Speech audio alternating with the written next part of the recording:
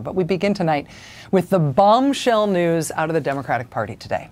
Is the lesson of Democrats' losses in this week's elections that Democrats would have been better off if they'd been more like Republicans, if they'd just gone along with more Republican ideas, if they'd come up with more Republican-light ideas of their own? Is that the lesson?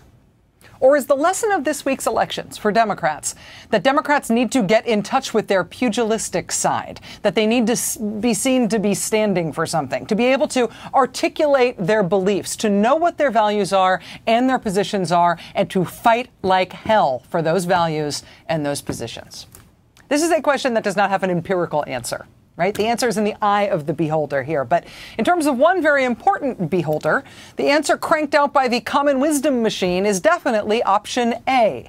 If you ask the Beltway punditocracy, the answer is A. If only Democrats were more like Republicans, Democrats would do better. Democrats would have done better on Tuesday night, and they'll do better in the future if they tack to the right, if they act more like Republicans. The problem with option A, the problem with that answer, is that the Democrats who are most like Republicans got most killed in this week's elections. The Blue Dog Coalition, the conservative Democrats, saw their numbers reduced roughly by half this election cycle. The Blue Dogs just got proverbially slaughtered in this election. A vote against health reform was almost predictive of a Democratic loss in this year's elections. 34 House Democrats voted no on health reform. Just over a third of those people are coming back to Congress next session. Blue Dogs and more conservative Democrats lost big time this week.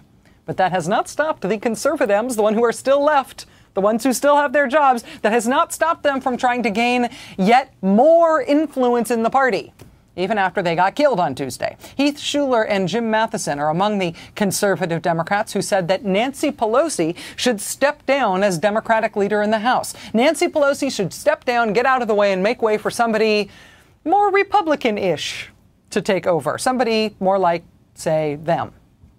So you could take that lesson from these elections. If Democrats were more conservative, they'd get more votes. Or I get knocked down.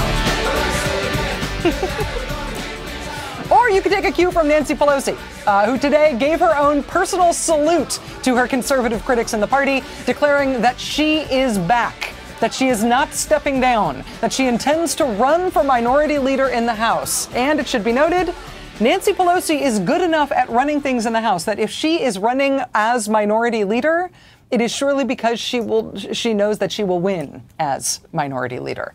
It helps, of course, that so many of the conservative Blue Dog Democrats who would have voted against her will be gone. So the fact that she's running can probably be taken as a very good predictor that she will win. E.J. Dionne of the Washington Post interviewed Nancy Pelosi less than 24 hours before she declared her intention to run for minority leader.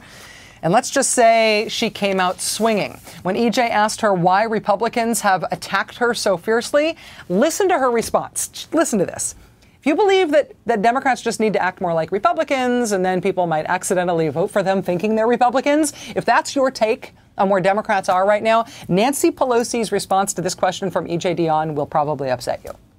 But if you believe that Democrats need to get in touch with their inner pugilist, if you believe that Democrats are short of one thing, and that is spine, this will probably excite you. So, E.J. Dionne again asks, why did the Republicans attack you so fiercely, Nancy Pelosi? Here's Nancy Pelosi's response. Quote, because I'm effective. Because I'm effective. It's why they had to do it. They had to put a stop to me because we were effective in passing health care reform, which the health insurance industry wanted to stop. Wall Street reform, which Wall Street wanted to stop. Student loans for taking the money out of the banks and giving it back to the taxpayer and to the families. Nancy Pelosi, why are you running for House Minority Leader given how much the other side hates you? She says, because they hate me because I'm good at this, and that's why I should be doing it. Whatever you think of Nancy Pelosi's politics or her policy positions, she has been one of the most effective House speakers in history.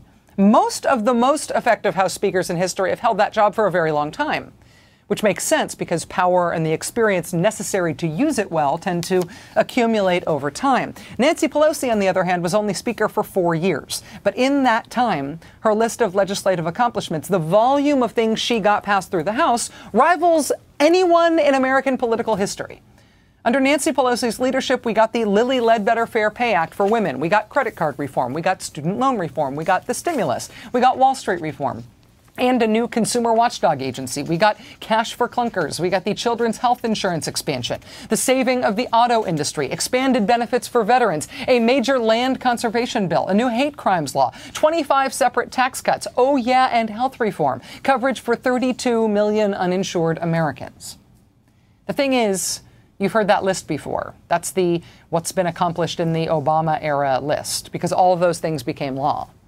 The bigger list, even, is what Nancy Pelosi was responsible for. What Nancy Pelosi was responsible for and got passed through her House of Congress. Stuff that did make it through what Nancy Pelosi was responsible for, but didn't make it through the Senate. The current count, according to the House records, is 420 pieces of legislation. That's how productive Nancy Pelosi has been as Speaker. She has churned literally hundreds of bills out of the House that the Senate has yet to act on. They include things like the repeal of Don't Ask, Don't Tell and the cap and trade climate change bill, among, as you can see here, many others. In 2007, everybody thought that Nancy Pelosi's speakership would be historic because she would be the first woman to hold the Speaker's gavel. Turns out it was historic for an entirely different reason as well. The Beltway and Republicans today are shocked, I say, shocked, that Nancy Pelosi wants to stay on as minority leader after the Democratic Party lost control of the House in these midterms. Shocked. Of course, that's the same Beltway that's convinced that voters would have liked the Democrats more if only they were a little less accomplished, a little quieter, a little more Republican-ish.